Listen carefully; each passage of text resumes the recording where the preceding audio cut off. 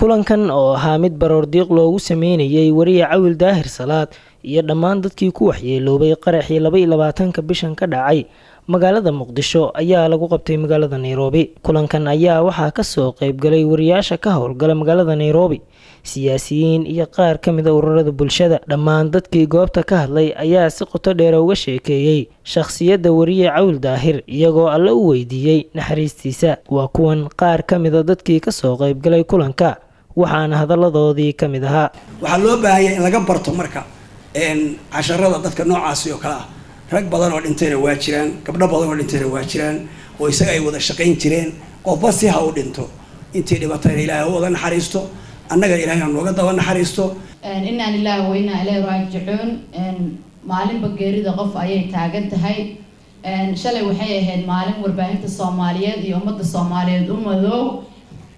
maanta maalin siyaasadeed maaha, waa maalin tacsiyadeed sida dadkii ugu horreeyay ay sheegeen. Cawil iyo intii la dhimatay Ilaahay subxaanahu wa ta'ala waxaan uga baryaynaa naxariis janno inuu ka waraabiyo. waxaan ognahay geerida inay xaq tahay oo Ilaahay sunnooyinkiisa uu nagu adoonsado samaawiga ay ka mid tahay subxaanahu wa ta'ala. in qof kasta xilli uu dhacayo ay jirto oo taariikh oo go'an expired qof walba uu leeyahay. laakiin Ilaahay naga qarsaday goorta la dhimanayo, sida loo dhimanayo iyo meesha lagu dhimanayo. walaaca ugu weyn oo la rabo inay iyo kurbada inay haysa ay tahayna in xilligaasna la ka qariyay iyo goobta iyo sida bal inta laga gaarayo aanan garanaynin wixii aan dalkan ku dari karno iyo dadkiisa iyo fahandiimeedkiisa saxda ah aan ku darno.